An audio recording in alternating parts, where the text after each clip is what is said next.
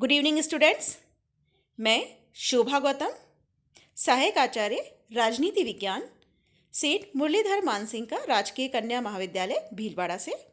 आज हम जिस टॉपिक को डिस्कस करेंगे वो है भारत में न्यायिक पुनरावलोकन। तो आइए शुरू करते हैं।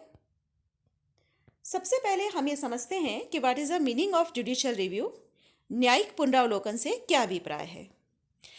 न्यायिक पुनरावलोकन न्यायपालिका की एक विशेष शक्ति है और न्यायपालिका अपनी इस शक्ति के आधार पर व्यवस्थापिका द्वारा बनाए गए कानूनों एवं कार्यपालिका द्वारा दिए गए आदेशों एवं निर्णयों की जांच कर सकती है। और यदि न्यायपालिका को ये लगता है कि ये निर्णय या ये कानून संविधान के विरुद्ध है तो न्यायपालिका उन कानूनों को एवं कार्यपालिका के उन निर्णयों को अवैध घोषित कर सकती है। न्यायिक पुनरावलोकन का तात्पर्य है न्यायालय द्वारा कार्यपालिका और व्यवस्थापिका के कार्यों की वैधता की जांच करना और असंवैधानिक पाए जाने पर उन्हें शून्य घोषित करना। अर्थात न्यायपालिका न्यायिक पुनरावलोकन के माध्यम से कार्यपालिका और व्यवस्थापिका के कार्यों की वैधता की जांच कर सकती है। अर्थात न्यायपालिका ये जांच कर सकती है कि व्यवस्थापिका द्वारा बनाए गए कानून या कार्यपालिका द्वारा दिए गए निर्णय वैध हैं या नहीं है। और अगर न्यायपालिका को ये लगता है कि ये डिसीजंस या ये कानून असंवैधानिक है तो न्यायपालिका उन्हें शून्य घोषित कर सकती है। अब हम बात करते हैं कि भारत में न्यायिक पुनरावलोकन की प्रकृति क्या है और सीमाएं क्या है। देखिए, हमारे देश में भी न्यायपालिका के पास न्यायिक पुनरावलोकन का अधिकार है और संयुक्त राज्य अमेरिका की न्यायपालिका के पास भी न्यायिक पुनरावलोकन का अधिकार है। लेकिन भारत में न्यायिक पुनरावलोकन का क्षेत्र अमेरिका जितना व्यापक नहीं है। अब ये प्रश्न उपस्थित होता है कि क्यों हमारे देश में न्यायिक पुनरावलोकन का क्षेत्र अमेरिका जितना व्यापक नहीं है। तो इसके 3 कारण हैं और आइए अब हम तीनों कारणों पर विस्तार से चर्चा करते हैं। सबसे पहली बात, अमेरिका का संविधान अत्यंत संक्षिप्त है।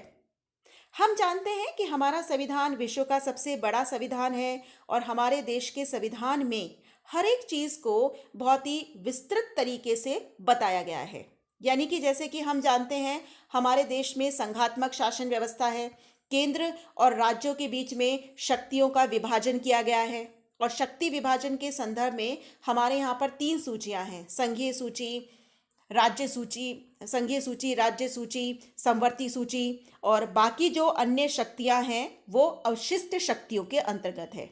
यानी कि हमारे देश के संविधान में केंद्र की शक्तियाँ क्या होगी, राज्य की शक्ति क्या होगी, इसके बारे में बहुत ही विस्तार पूर्वक बताया गया है।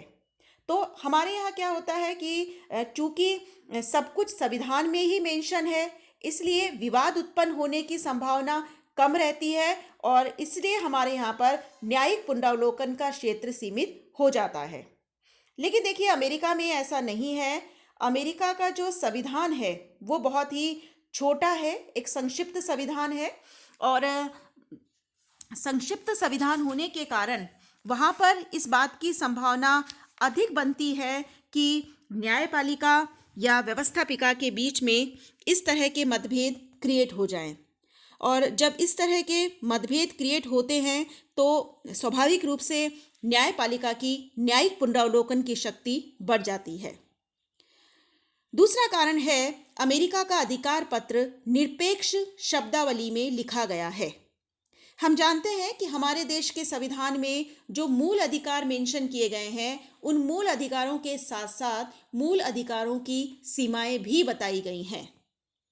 लेकिन अमेरिका के संविधान में जो अधिकार पत्र दिया गया है वो निरपेक्ष शब्दावली में है। अर्थात उन अधिकारों पर कोई सीमाएं निर्धारित नहीं की गई हैं। अब हम जानते हैं कि कोई भी जो अधिकार है वो कभी भी असीमित नहीं हो सकते।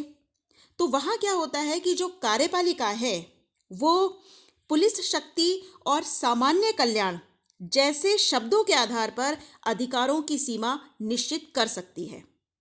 और सुप्रीम कोर्ट इस बात की जांच करता है कि कार्यपालिका ने अपनी शक्ति का प्रयोग उचित रूप में किया है या नहीं किया है। तो इस तरीके से अमेरिका के संविधान में पुलिस शक्ति, सामान्य कल्याण जैसे शब्दों ने सर्वोच्च न्यायालय के क्षेत्राधिकार को बहुत व्यापक कर दिया है। लेकिन हमारे यहाँ चूंकि मौलिक अधिकारों के साथ साथ ही उनकी सीमाएं भी बता दी गई हैं, इसलिए न्यायिक पुनरावलोकन का क्षेत्र सीमित हो जाता है। नेक्स्ट कारण है, अमेरिका ने कानून की उचित प्रक्रिया को अपनाया है, जबकि हमने कानून द्वारा स्थापित प्रक्रिया को। देखिए, ये दो शब्दावली है, कानून की उचित प्रक्रिया और दूसरी है कानून द्वारा स्थापित प्रक्रिया। हमारे यहाँ पर है कानून द्वारा स्थापित प्रक्रिया, जबकि अमेरिका में है कानून की उचित प्रक्रिया। और इन दोनों शब्दावलियों के कारण ही न्यायिक पुनरावलोकन के क्षेत्र में अंतर आ जाता है। हमने जापान से अडॉप्ट करी है ये कानून द्वारा स्थापित प्रक्रिया, और इसलिए क्या होता है कि हमारे यहाँ पर जब सुप्रीम कोर्ट किसी कानून की वैधानिकता की जांच करता है तो वो केवल ये जांच करता है कि संघीय या राज्य विधानमंडल जिसने भी उस कानून का निर्माण किया उसने कहीं संविधान द्वारा प्रदान की गई अपनी कानून निर्माण की क्षमता का उल्लंघन तो नहीं किया।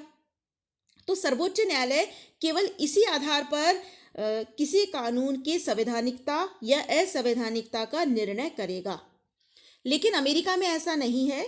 अमेरिका में शब्दावली है कानून की उचित प्रक्रिया, अर्थात वहाँ का सर्वोच्च न्यायालय जब किसी कानून की वैधानिकता की जांच करेगा तो वो दो बातों के आधार पर करेगा। पहली बात तो ये कि संघ या राज्य जिसके भी विधानमंडल ने उस कानून को बनाया उसके द्वारा उसका निर्माण उसकी कानून निर्माण की क्षमता के अंतर्गत आता है या नहीं आता। और दूसरी बात कि वो कानून की उचित प्रक्रिया को पूरा करता है या नहीं। कानून की उचित प्रक्रिया से अभिप्राय हो गया प्राकृतिक न्याय के सर्वमान्य सिद्धांतों के अनुकूल होना। जैसे मान लीजिए अमेरिका में विधानमंडल ने कोई कानून बनाया, वो उसकी शक्तियों के अंतर्गत आता है, लेकिन यदि वो कानून की उचित प्रक्रिया अर्थात प्राकृतिक न्याय के सर्वमान्य सिद्धांतों के विरुद्ध हो तो सर्वोच्च न्यायालय उसे असंवैधानिक घोषित कर सकता है। तो ये जो दो शब्दावलियां हैं, एक तो कानून की उचित प्रक्रिया जिसमें कि सुप्रीम कोर्ट ये भी जांच करता है कि कहीं प्राकृतिक न्याय के सिद्धांतों का उल्लंघन तो नहीं हुआ है, जबकि हमारे यहाँ है कानून द्वारा स्थापित प्रक्रिया जिसमें केवल ये जांच की जाती है कि जिसने भी कानून निर्माण किया वो उसकी क्षमता के अंतर्गत था या नहीं। न्यायिक पुनरावलोकन की आलोचना भी बहुत अधिक की जाती है, और क्यों की जाती है? देखिए, सबसे पहला कारण तो ये है अनुदारवादी शक्ति के रूप में कार्य। सुप्रीम कोर्ट को ये जो पावर मिली है, इस पावर से सर्वोच्च न्यायालय ने कई बार एक अनुदारवादी शक्ति के रूप में कार्य किया है। जैसे फॉर एग्जाम्पल, कई बार सरकार ने ऐसे कानून बनाए जिनको बनाना जरूरी था, लेकिन सुप्रीम कोर्ट ने उन कानूनों को भी रद्द कर दिया। जैसे फॉर एग्जाम्पल 1950 में जमींदारी और जागीरदारी उन्मूलन के लिए जो भूमि सुधार कानून बनाए गए थे, उन कानूनों को सुप्रीम कोर्ट ने अवैध घोषित कर दिया। इसी तरीके से 1953 में Sholapur Spinning and Weaving Company का सरकार ने अधिग्रहण किया था जो जरूरी था, लेकिन सुप्रीम कोर्ट ने उसे अवैध घोषित कर दिया। इसी तरीके से कुन्ही कोमान बनाम केरल राज्य में सुप्रीम कोर्ट ने केरल कृषि संबंधी अधिनियम को अवैध घोषित कर दिया।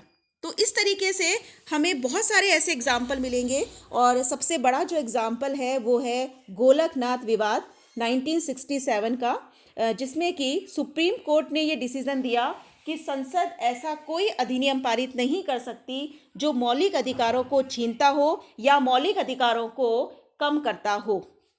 ठीक है, दूसरा पॉइंट हम लेते हैं, सर्वोच्च न्यायालय द्वारा अपने पूर्व निर्णयों में परिवर्तन करना। सुप्रीम कोर्ट ने कई बार न्यायिक पुनरावलोकन की शक्ति के आधार पर अपने द्वारा दिए गए पूर्व डिसीजंस में भी परिवर्तन किया है। और कुमार मंगलम की एक पुस्तक है जिसमें कि उन्होंने ऐसे 3 एग्जाम्पल्स दिए हैं। अब हम उन 3 एग्जाम्पल्स के बारे में बात करते हैं। तो देखिए, बहुत ही फेमस एक मैटर है। सबसे पहला जो विवाद है वो है जैसे 1952 में शंकरी प्रसाद और 1965 का जो सज्जन सिंह का मामला था, उस मामले में सुप्रीम कोर्ट ने ये कहा कि संसद मूल अधिकार सहित संविधान के किसी भी भाग में संशोधन कर सकती है यदि इस संबंध में निर्धारित प्रक्रिया का पालन किया जाए।